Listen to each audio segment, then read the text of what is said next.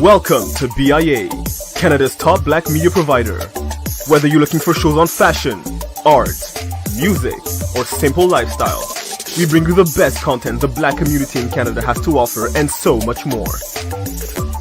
And better yet, do you have an idea for a project you'd like us to help you with? We provide equipment, studio, and office space, as well as a team of dedicated individuals to help you bring those ideas to life. So don't wait. Check out our new website at biamedia.ca for more information on how to contact us and start creating today. BIA Media, your way.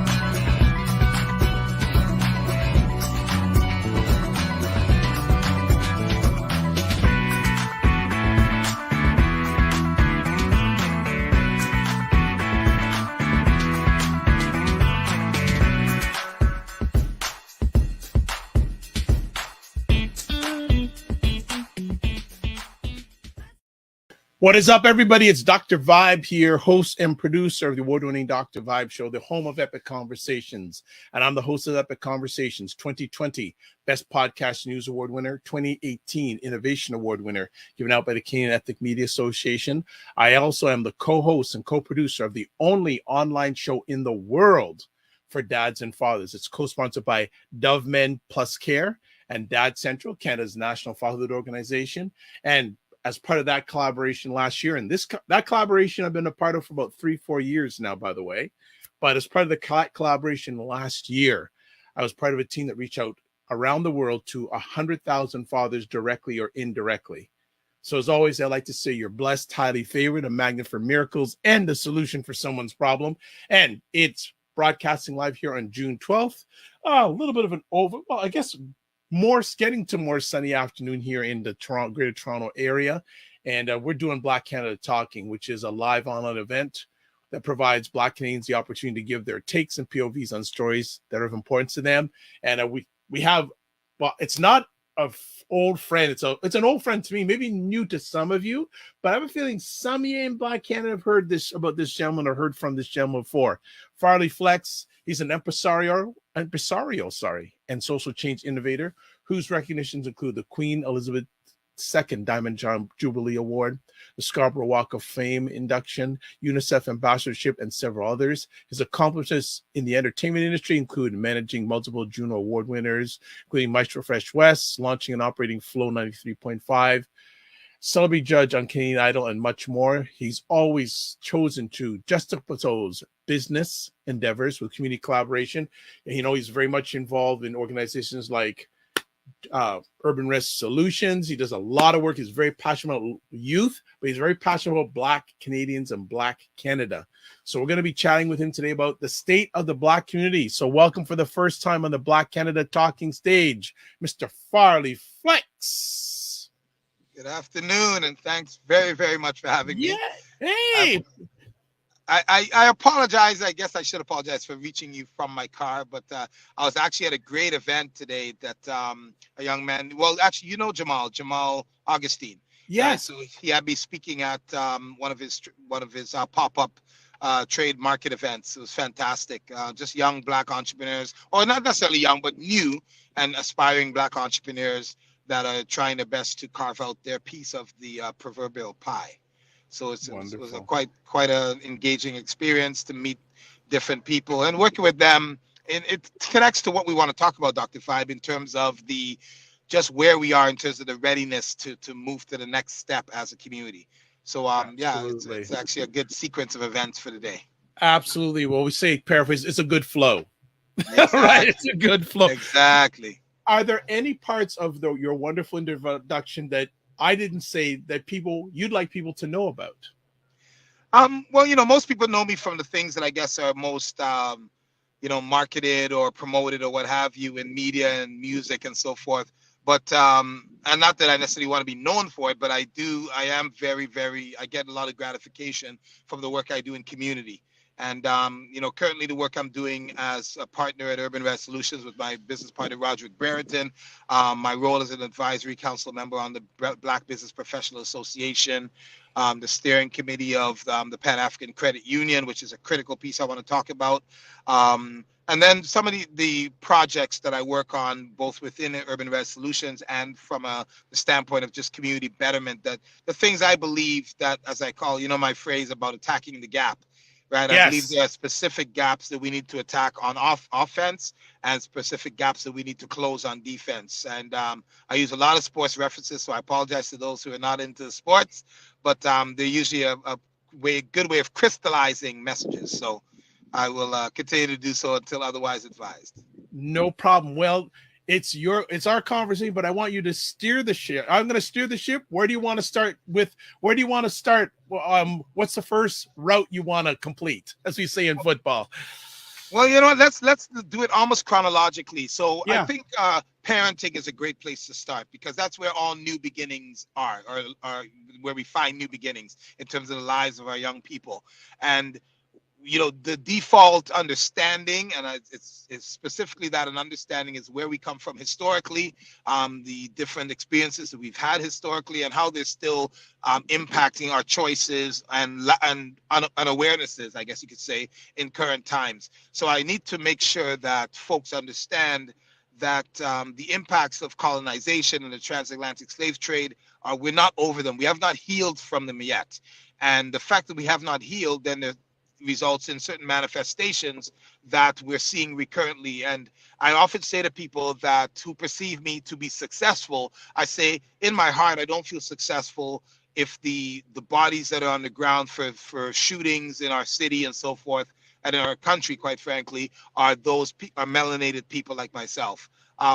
If I can have an impact on mitigating that likelihood, or that prediction that people can so comfortably make, then I'll begin to feel some measure of success. So I want to drill down even more when it comes to parenting. And you were like this. I had the honor and pleasure yesterday to hang out with my dad and some of his friends from Cornwall College days. Okay. And the oldest person there was 85. And the youngest person there outside of myself was about 60. And just hearing the stories about parenting from those days. And I know you believe in this, and I do. Parenting is not just bloodline. No, not at all. Parenting is an honor. Yes. So parenting is an honor. It's a privilege. And it's also a skill, and it's the skills part I want to talk about. How do we skillfully parent our children, and not just individually in the nuclear family, but as a collective. The whole village concept that some people might say is cliche or whatever, but the reality is it's relevant in today's society. What we need to recognize as parents is that we have to prepare our children for the system of operation as it stands in this hemisphere. So education being a critical part of that. How ready are we sending our children to school to compete, right? Are we reading? Do we know our times tables? Do we recognize, images, whatever it may be from an early childhood education standpoint? How ready are we sending our children to school?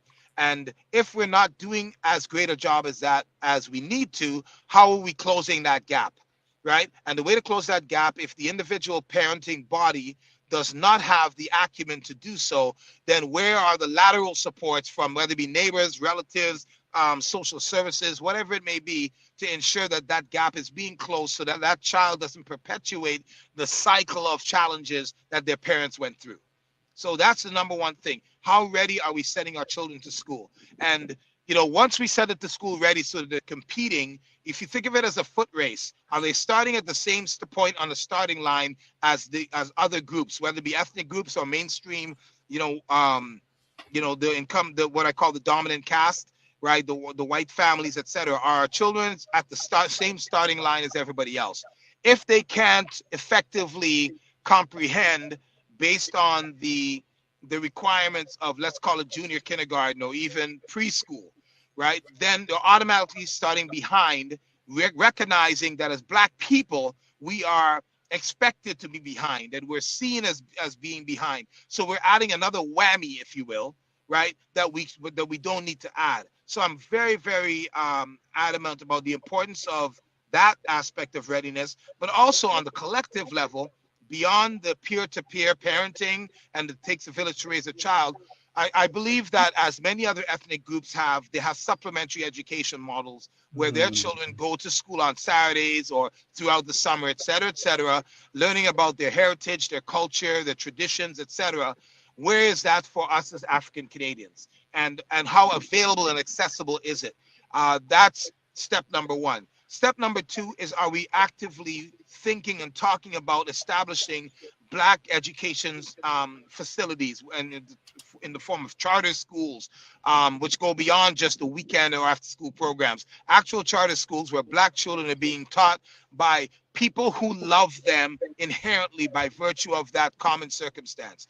And I have examples, many examples of schools where Black educators are educating Black students, and the success rates are like an order of magnitude greater than children who are in the public school system.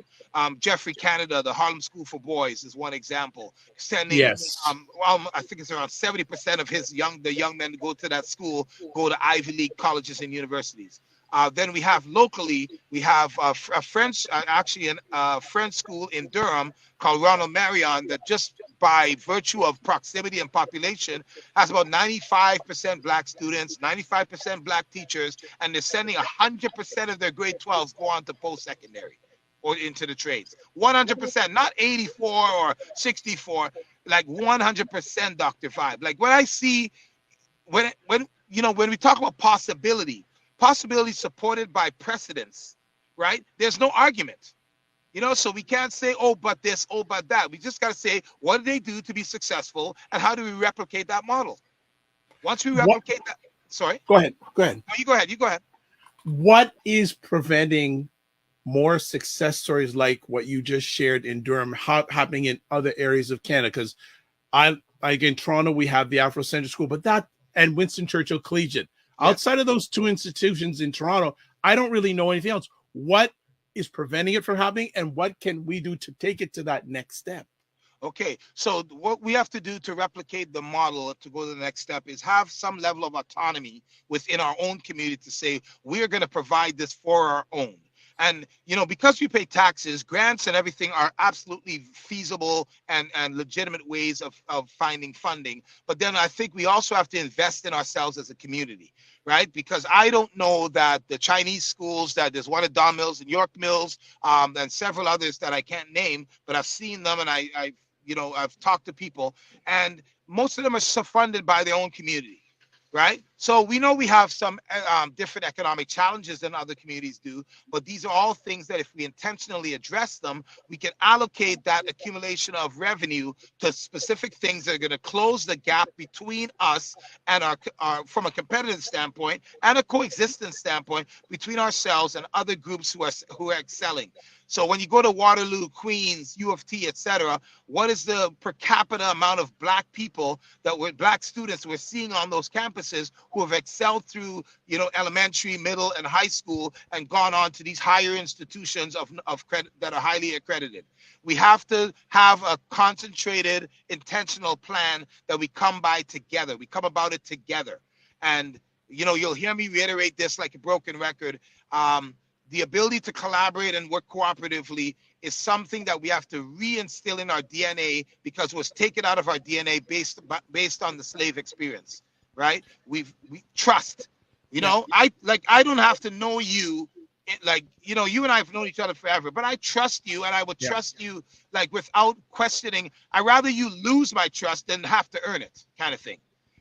I should trust you by default so that we can get the job done. So that's what I would say with respect to the parenting side at the early stages, and then just the involvement in your child's life. How many of us know what our children have chosen to be in life in terms of career planning? How much are we influencing and supporting that? We need to know these things. I did a little experiment in an unnamed community where it was a parental engagement event, and so the children at this elementary school and their parents were there. I did almost like a parent-child version of the dating game. So I was asking parents if they could identify what their child was, what said when I grow up, I'm going to be. That's actually what I call the little exercise. When I grow up, I'm going to be. And this was in the Black community, and the majority of them honestly failed the test. Like they would say one thing, and the child would say something completely opposite. And then you ask if that information has been shared, and the child says, I think I told my mom and dad, or da-da-da. But did the parent ask the child, what are you enjoying in school? What are you strongest at beyond just what's on the report card? What makes you excited when you're walking to that class? And then you engulf them with those interests to the best of your ability, or do the investigation, the due diligence in the community to say, my child likes physics. Are there any programs out there outside of school that I could introduce to my child so that they can have an elevated opportunity, not just the standard school opportunity in the classroom, but an elevated opportunity to follow that, pursue that, and make a concentrated decision and an informed decision that's what they actually want to do and want to become. You know what I'm saying? And once you identify that as early in life as possible, success is almost inevitable. Right? Success is inevitable when somebody can identify their interests, their personality traits, and their skill sets, right? And say, these are the career paths that I can go down, including entrepreneurship, of course, right? These are the career paths that I should go down based on my strength in communication, math, and what have you, based on my interest in this, that, and the other, based on my personality traits, you know, and so on and so forth. I just came, as I said, from an entrepreneurial event here, and I met a couple of shy entrepreneurs. Those two things don't go hand in hand, because I'm walking by your table. If you're too shy to tell me what your product is all about, how much it costs, where did you source it, where else can I find it if I don't buy it today, and you're too shy to share that, you either have to have a colleague or a member of your team who has that ability, or find it within yourself. You see what I'm saying?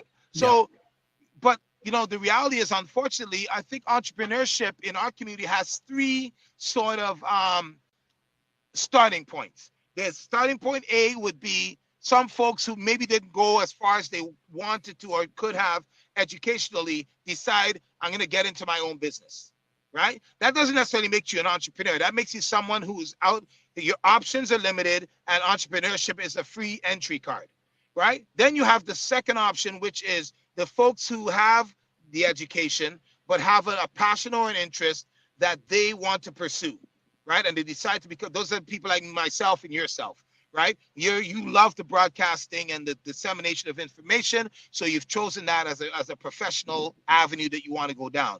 Then there's the third group who build the academic acumen through whether it be law school, medical school, whatever it may be, and then they're not excluded by virtue of anti-Black racism. They can't join the big firms like McCarthy Tetro, Gowlings, Warefolds, these big 5 law firms, or they can't get into the top hospitals, or they can't get into the top accounting firms. So by default, they say, okay, I'm just going to start my own boutique firm, right? But the problem with that is boutique firm combined with lack of trust in terms of collaboration, etc., keeps you boutique for like too long.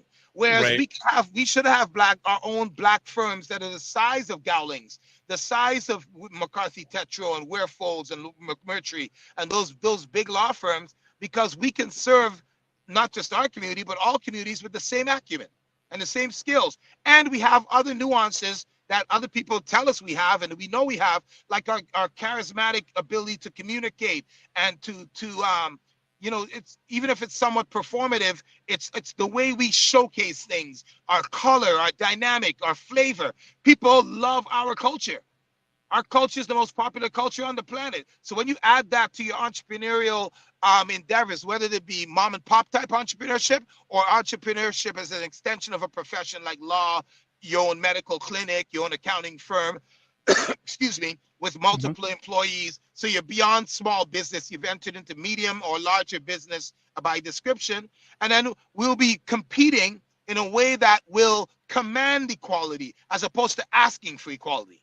And that's a big gap that I want to address as well, right? But as I said, parenting being the beginning stage, We need to support the parents who may not have the acumen, make sure our children are going to school ready, make sure we're fostering their interests and supporting them and introducing to them other avenues that are co-located with that interest, right? Then you have them selecting their courses accurately as opposed to just selecting the easiest course or the course they think will allow them to get by. Like we're beyond getting by now. We've shown our resilience. Now we got to show our brilliance, right? So once we do that, Dr. Vibe, now we've got that segment of youth that are now heading down the right path, along with the Afrocentric or charter schools that are needed to where love is included in education. Cultural sensibility and sensitivity is included in the educational experience, so that they could feel a sense of pride and promise that they should feel, as opposed to being in circumstances where the teacher through whatever implicit biases or whatever it may be, right, is limiting their potential, right? So in your journey with this, and you've been doing this for a while, are parents more receptive to this thought process now than they are in the past? I would say yes, but we haven't yet found a platform to disseminate the message like platforms like yours. Right, we need more of these platforms where people run into the same information 2, 3, 4 times, so they can say, "Oh shoot, maybe I should pay attention to that." But right now, the Dr. Vibe show may be the only show, right, that Torontonians or Canadians can access these types of dialogues. Right, I don't know if it is or not, but I know there aren't a ton of them. Right, we need more from a per capita basis. We need more of these types of platforms where we can share dialogue and build and edify one another. Right. And then you have the reality of when you go from beyond the charter schools or the Afrocentric programs and so forth, then it now becomes that selection of which universities are we going to. HBCUs, historically black colleges and universities that love us inherently, right? As opposed to facing the stereotypes that may be present at some of these other facilities. Great universities, don't get me wrong, they all have their own merit, but the reality is, if your expectation of a particular group is lower, then those expectations generally come to fruition. But if you go to Howard or Grambling or any of those schools where they expect black excellence, you will get black excellence. Kamala Harris, people like that, Howard University, Medgar Evers, Thurgood Marshall, all these folks went to HBCUs and came out shining. Right, so we don't have in this country, we don't have a historically or even a black college and university. Mine is never mind historical, right? So do we go to the States to make that happen? What's the dialogue around that, right?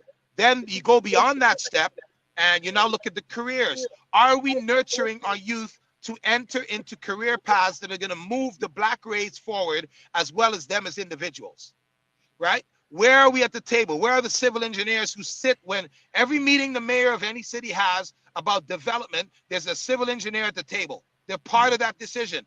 How many black civil engineers exist in Canada? We should look at that, and if there's a gap, try to fill it. You've got a kid who's good at math, or a son or daughter who's great at math, talk to them about engineering and what the possibilities are, what the contribution is, that is not just financial reward, but community reward. How will it move the black race forward? You see what I'm saying? And same thing in all the other aspects of industry where we know we're not well represented by virtue of the amount of our youth that are going into the path, educational path that has an outcome of those qualifications, right?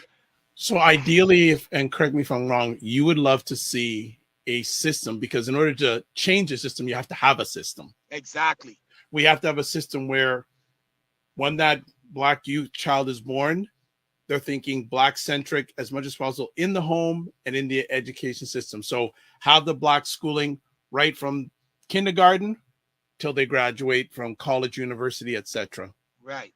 Or the trades. Right. Trades, and and what we should do to keep apples, do an apples to apples understanding is that when we look at other ethnic groups, right, we have to understand what are the gaps between us and other ethnic groups who could claim marginalization.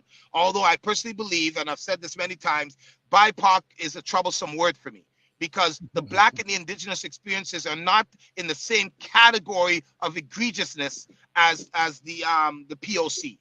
Right, the people of color. So we, because loss of language, critical problem, right? There's no autonomy or insularity when you're speaking the language of the person who oppressed you and you don't know a second language. Number one. Number two, the loss of our names. You know my position on that. I'm effectively changing my name this summer to be something that's identifiably African. I don't want my name to people to wonder what I look like and so on and so forth, or what my heritage is when they see my name on a piece of paper. It's unfair to me. My historical identity has been stolen. I'm speaking for myself, right? I can speak for others, but I'll speak for myself. Historical identity theft, or HIT, which I call the biggest hit that we've ever embraced, right, or encountered, is the loss of our language, the loss of our own indigenous faiths as African people, and the loss of our names. Right? So our identity has been taken and we have to get it back. And we have to effectively take it back. Right? It's not a violent thing or an aggressive thing. It's just a purposeful thing, an intentional thing. I have the autonomy to change my name. Right? And by the way, Dr. Vibe, since we last spoke, one quick thought. Since we last spoke, I don't know if you're aware of this, but indigenous people in this country are allowed to change their names for no cost. Yeah. And you know, I just want to add to what you're saying about keeping their identity. I'm going to use a perfect example. There's an area of Greater Toronto called Brampton. Yeah. So where we went for this get together yesterday, around the corner, first of all, there was a huge temple. Yeah. And right beside there was a park where that ethnic group was having a big party. Yeah. They didn't have to ensue violence to get that. Exactly.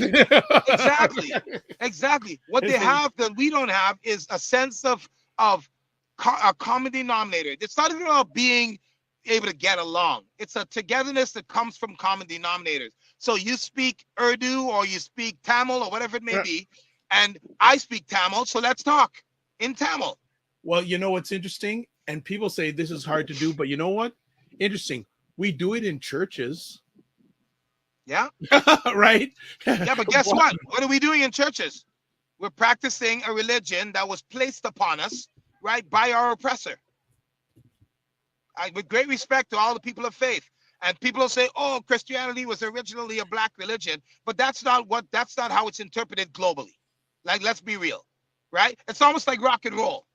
Rock and roll is black music, but nobody walks around saying that, right? When I say draw a picture of a rock and roll star, you're not going to draw a black person, generally speaking, although we are the creators of it. We know the Chuck Berrys and the Little Richards, et cetera, right? We know those people, right? But the reality is, when we talk about rock music, that guy's a rocker. What does that look like? It doesn't look like a brother with braids, right? So we got to accept the realities of perception and reality. Then, you know, when we look at this next step beyond the educational piece in parenting, we have to look at these aspects that we're just talking about. What is our cultural identity, and what are we passing on to our children, right? Our cultural identity has everything to do with how insular we are and how recognizable we are to one another, right? Again, on paper, not just visually, right? So we have to make sure that we're embedding in and instilling in our children their sense of identity, so they don't fall down a path of wandering and finding themselves, like wandering, WANDERING, and WONDERING. Like it's not an acceptable way to go through life, not knowing who you are, why you are, what you are, when you are, et cetera, et cetera. So I want to interrupt you politely there. Are the parents that you communicate with, are they doing that with their children? Not to the extent that we need to, right? Okay. There are some who are doing it. There are some who are Afrocentric in their being and are accepting and actively searching for their truth, right? I just met a sister in here who educated me.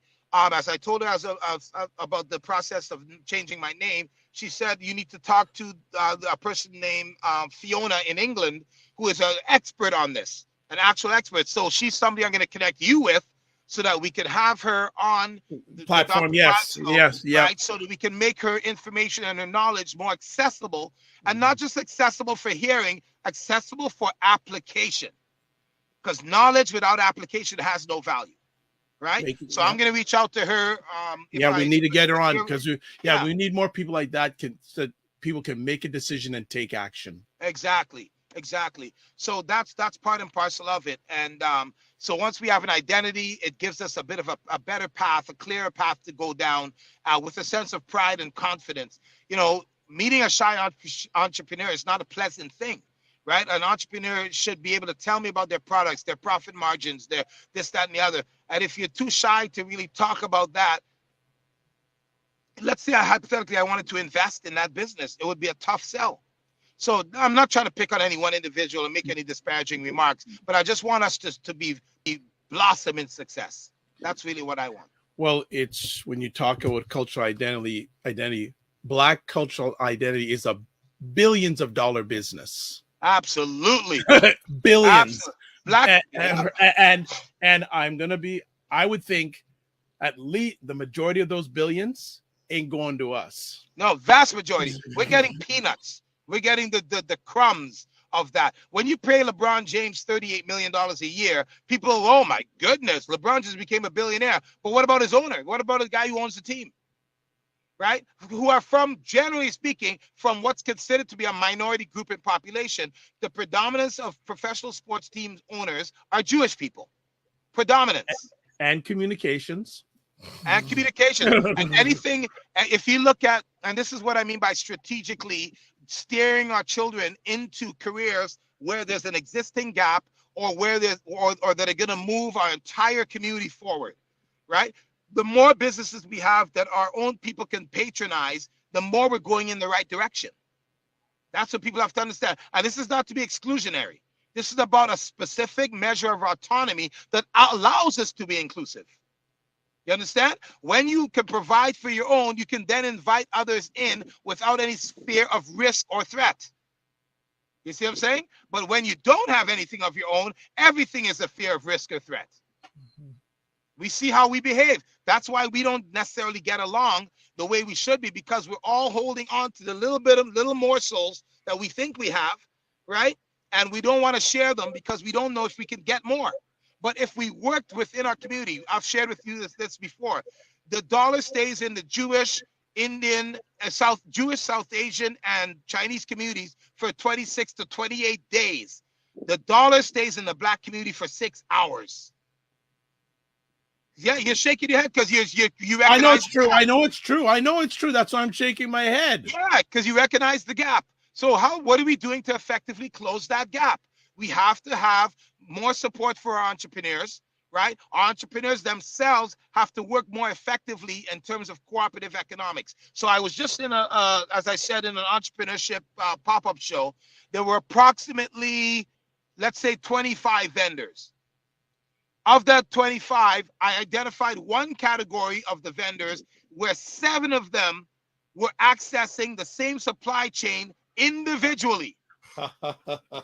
Individually. So, wow. So vendor 1, 2, 3, 4, 5, 6, and 7 were going individually to buy their supplies without thinking that, hold on, there might be 6 other people we can go together and get a discount from economies of scale, right? Shipping costs, all the things that are involved in the supply chain, the product itself, right to shipping to the delivery point, right? There are economies of scale along the entire supply chain. But if you go as an individual, you're going to pay top dollar. If you go as a collective, you're going to pay bottom dollar. Yeah. It's not rocket science, Dr. Vibe. No, it's no. We're in the economy of collaboration and data.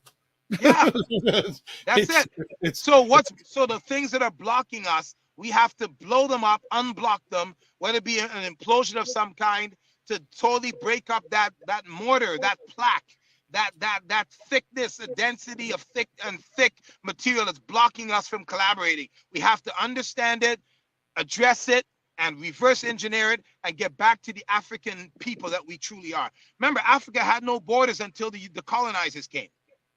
Africa was not there was no dividing line between the Igbo and the Hausa and the Yoruba and the Twi, the people who speak Twi. There were no barriers. There was trade and interchange and exchange. But the Europeans, which included the Americans, right, in the 1850s, I think through 70s, divided Africa into 55 different territories, and then started to work on the divide and conquer strategy.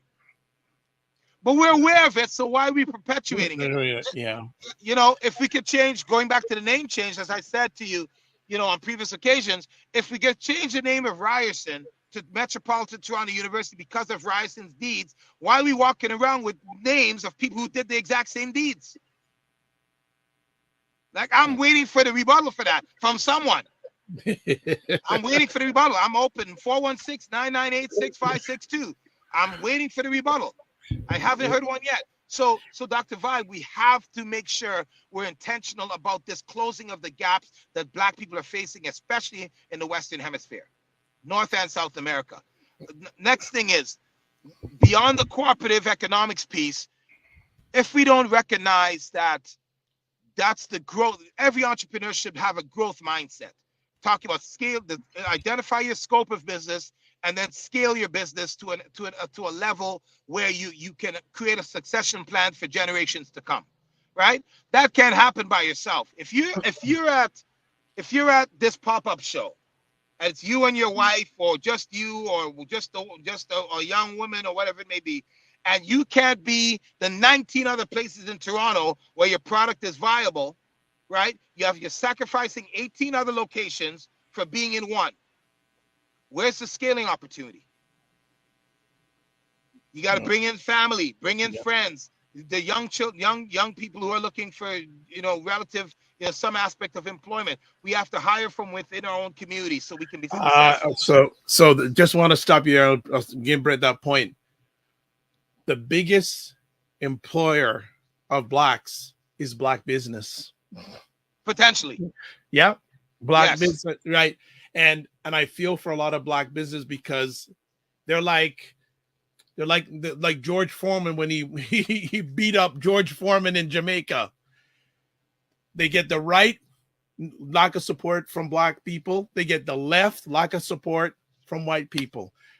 It's said that there's around the Black marketplace is worth around $1.8 billion, like one of the top 10 countries in the world. But that's also $1.8 billion of investment. Exactly. Right. It's not spent. We think too much spend, but there's also the investment value. That's exactly it, my friend. And we have to invest in each other's businesses, either from patronizing them at the lowest level or asking them, you know, I noticed when I come here to get jerk chicken, you seem to be out of it by X time, 12 noon or 1 p.m. Is it an inventory issue? Right? And if it's an inventory issue, how can you help them solve that? Yeah. Is it a little bit of cash injection? Because you're seeing the business is successful, so that mitigates your risk, right? So do you need a cash injection of $2,000 to buy a bigger fridge or to do whatever it takes, right? To be able to accommodate your customers so that you don't lose people because they don't have time to wait for you, right? These little things, these little gestures, I've done it on many occasions. I'm thankful that I have the financial stability to do that, but we could do it on a number of scales. It could be 10 people, right, with $100 each, giving $1,000. You know, something hurt me a few months ago. I was in a Jamaican takeout establishment, and I won't give the name of it, but it's the largest one in the GTA. So if people really think, so I was at one of the locations and I was waiting for food, and non-melanated person comes in waiting. Then a non-melanated couple comes in. They're waiting. No one from the person who was working up front didn't even approach them. Oh man. And about 5 minutes later, they walked out. Yeah. I've had that happen on so many occasions, my friend. And now what the key is, Dr. Vibe, we have to extrapolate that loss in revenue across the diaspora. You see what I'm saying? I felt so bad because especially non-melanated, because even more so these days, bad news travels fast. That's right. Even faster these days. So what was in my mind is saying, I wonder what those two people are going to tell their friends. Yeah. Don't go to this place. Yeah. And I just went, oh my goodness. And I know there's a stereotype, Black business. No, it's not everyone. But the thing is, the customer, you got to at least greet them. I was just just going, how are you not even greeting them? Like, and I'm just going, so me, I'm going to be more proactive in situations. Usually I'm in that, but that one really stuck out in my head. I'm going, not only is that could be potential loss of that business right there, but potential other lost business because of the bad experience. Exactly. So the other category I want to go to is relationships. Okay. I don't think we know how to love each other. And I'm not talking just couples. I'm talking parent to child, sibling to sibling, friend to friend, etc., etc. We need to revisit. There's a brand that I support called Just Love Me Black, right? It's I don't know if you've seen their merchandise, but I don't know if I've ever worn it in your presence, but it's called Just Love Me Black, right? And it inspires me to think about, what do we love about ourselves and in each other? Like our relationships, we know statistically that 3 out of every 4 Black families in Toronto are fatherless. Yep. Right? That's a reflection on the relationships between Black men and Black women. Right? We understand some of the historical factors that contribute to it. But again, once we know, what are we doing? Once we know better, we got to do better. Right? And I'm not saying Black people should only marry Black people or anything like that. I'm talking about, how ready are we for the relationships we enter into? Right? There's a gap there too, my friend. Right? Oh, there's huge. There's huge. Like it's a huge point. And trauma, Black trauma leads to Black drama. Yeah. Right? You got it. Black trauma leads to Black drama. Right? It's intergenerational. It's hundreds of years, not it's hundreds of years. Yeah. And I had a great conversation many years ago with a great lady, and we came to the thought process to say, you know that most Black people need a therapist. Yeah. Well, I would say we need healing, whatever the source of that healing is, which could include therapists and therapy. We need healing. We're broken people. We're not. We're actually going to say we're bent. We're severely bent. We're not broken because we've shown our resilience, right? Despite all the egregious acts against us, we're surviving. We're still here, but we're not thriving. There you have to go from surviving to thriving, and that's where the intentionality comes in terms of how we're addressing these issues. Why are we overpopulating the prisons? We know there's a systemic issue, but are we? What is the contributing factor that we're accountable for?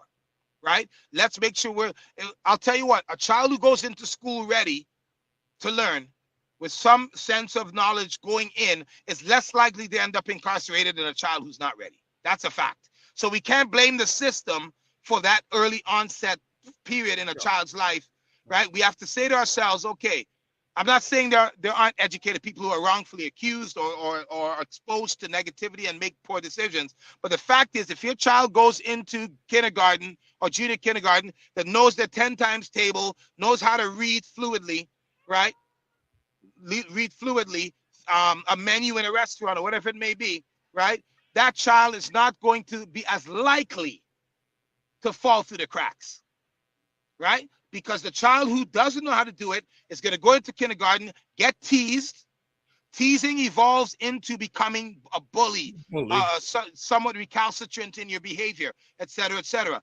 That's what happens, because when you get teased, people are pulling away at your psyche, your self-esteem, and you're going to try and find optional ways of filling it.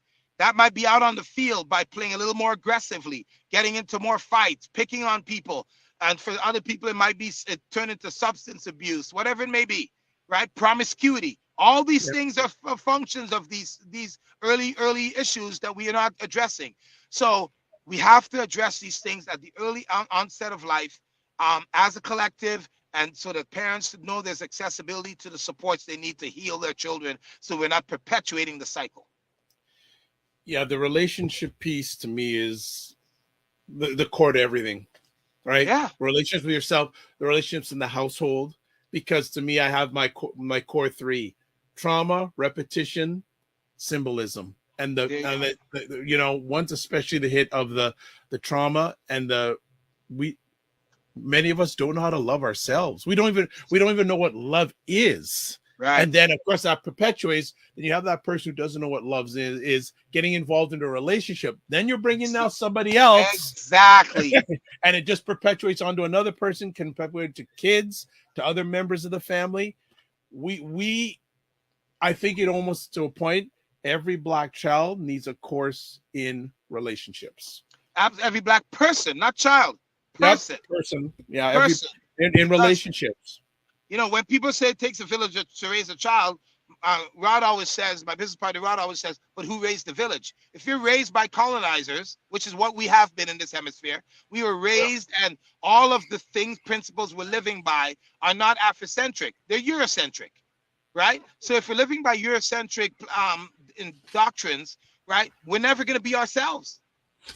And if you're not going to be yourselves, you only could end up, the best you can do is be a replica or a caricature of your colonizer at the end of the day. So we have to figure around. Too bad. Go ahead. Go on. I was trying to find. I'm gonna bring this book out. I can't find it right now, but there was a book I read written in the 1990s. Yeah. If anyone can still find it, whether you're Black male or Black female, you need to read it. It's called Black Men, Obsolete, Single, and Dangerous. Wow.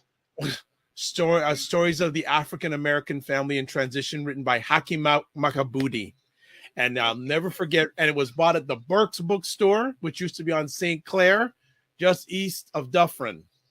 And the key premise of that book was, especially for Black men, European society is based on the individual, African society is based on the collective, the community. Wow. That is why so many Black people, especially Black men, were trying to fit a round peg into a square hole. That was the first time I ever read that. I said, boom. I had a knowledge bomb minute. I said, no one ever taught me that. I know I was not going to get that in school.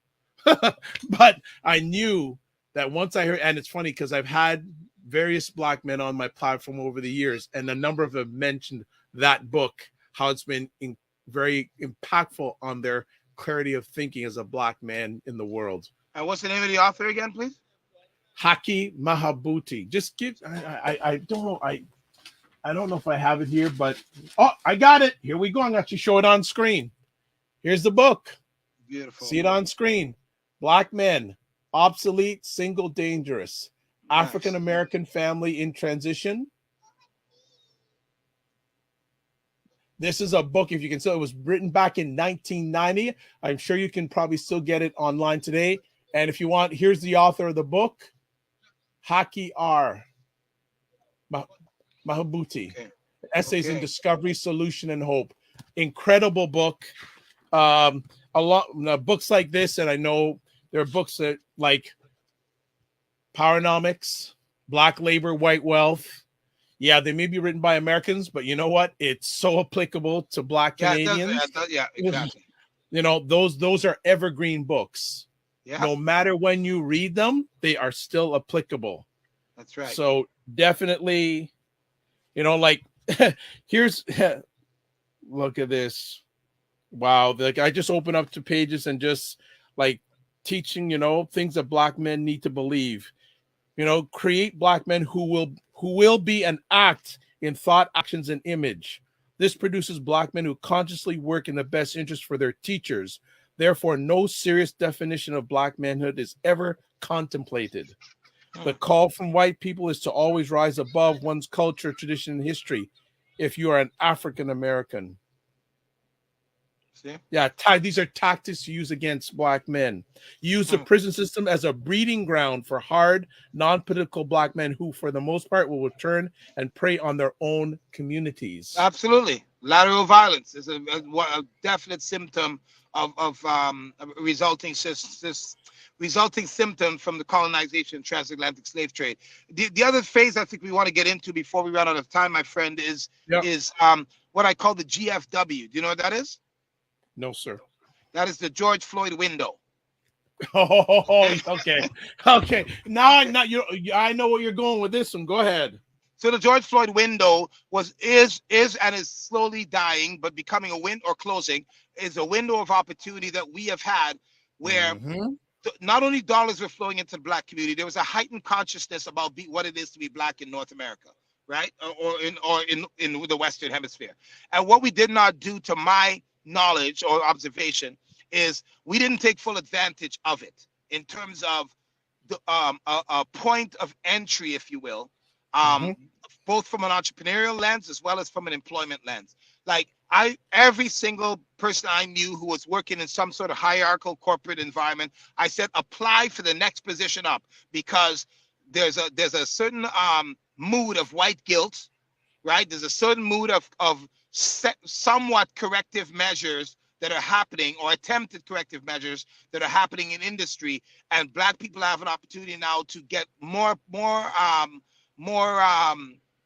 or to be elevated within their present circumstance, and use that opportunity respectfully to your community, to benefit your community. So the higher we are ranked in any corporate environment, the more influence we can have on bringing others in, because that's not something we do very well. When we get a high prominent position, we are so ardent about holding on to it, right, that we're scared to bring in other Black people because we don't want to look too Black, right?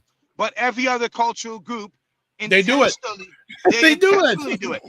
You know, we can see it at the airport. We can see it at Federal Express. We can see it everywhere, where certain groups get in where they fit in, and then they widen the door for others to come and join. We don't do that very well, right? So again, all these things are aspects of that we're aware of and have to do something about. So when I talk about the state of Black Canada, or African Canadian Canada, whatever term people want to use, right? You look at all that fragmentation within our community, we all end up in the same circumstance. There's a state, a condition that we're in that we have to rectify and address so that we can more effectively move forward as a collective. We lost our only Black-owned and operated radio station because we couldn't come together and figure it out. Media is one of the most important tools for dissemination of information. Social media is great, but it's individually packaged, right? The collective package of radio, television, etc., and the support that needs to be there in order for success to transpire, right? We're not demonstrating that. We're not practicing it. So we become vulnerable. If we had applied a cooperative economic model to formerly G98, now Flow 98.7, right? A cooperative model where the community took ownership along with the business people that would advertise on it, and everybody got dividends at the end of the fiscal, yada, yada, yada, that station could never go out of business. Literally. Never go out of business. Never be in receivership, et cetera, because the people investing in it are also gaining from it. So there you have it, man. And I'm gonna let people. So if our producer, I put contact information for Farley, if he can put it on the screen, his email address, also Urban Res Solutions, and also his phone number. He's willing to give that out.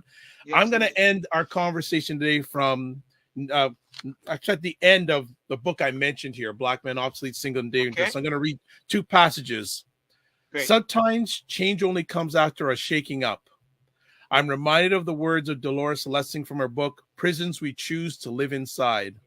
It is particularly hard for young people faced with what seems like impervious walls of obstacles to have belief in their ability to change things, to keep their personal individual viewpoints intact. I remember very clearly how it seemed to me in my late teens and early 20s, seeing only what seemed to be impregnable systems of thought, of belief, governments that seem unshakable. But what has happened to those governments, like the white government in Southern Rhodesia, for instance, to those powerful systems of faith like the Nazis or the Italian fascists or Stalinism, to the British Empire or to all European empires, in fact, so recently powerful? They all have gone, and in such a short time. It is individuals who change societies to give birth to ideas, who, standing out against tides of opinion, change them. This is true in open societies as it is in oppressive societies. And last quote I'll leave here from the book, we still have mountains to climb. The power of the conscious and committed individuals is our major hope. Don't give up, remain activists. People are naturally innovative and creative. The beauty of, I love this last line. The beauty of jogging uphill is being able to run down the other side. Absolutely. So on that, we're going to end our conversation today. Farley, thank you for everything you are and will be doing. You, Roderick, and the rest of the team and your family.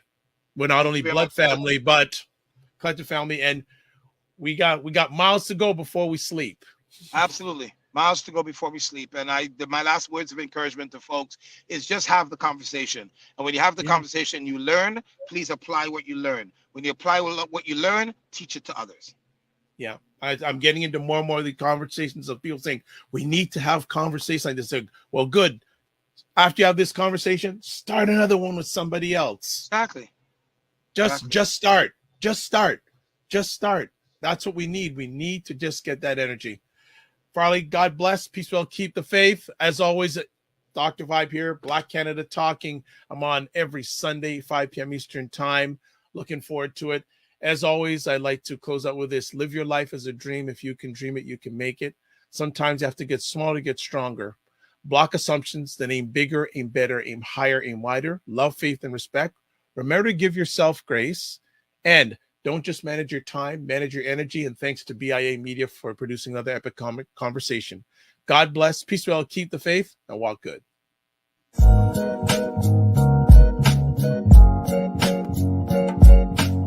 What is up, everybody? It's Dr. Vibe here. And as always, on most Sunday afternoons at 5 p.m. Eastern Time, Black Canada Talking is a live online event that provides Black Canadians the opportunity to give their takes and POVs on stories that are of importance to them.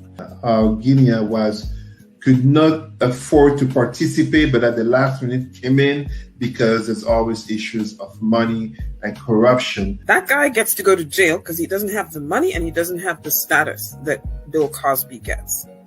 And Bill Cosby gets to get off, not just for the money as well, advancing age, etc. I'm just going to echo a few things you're mentioning. We know that the Olympics, the Tokyo committee, and also the Olympic Committee was against any protests. God bless, peace well, keep the faith, and remember, walk good.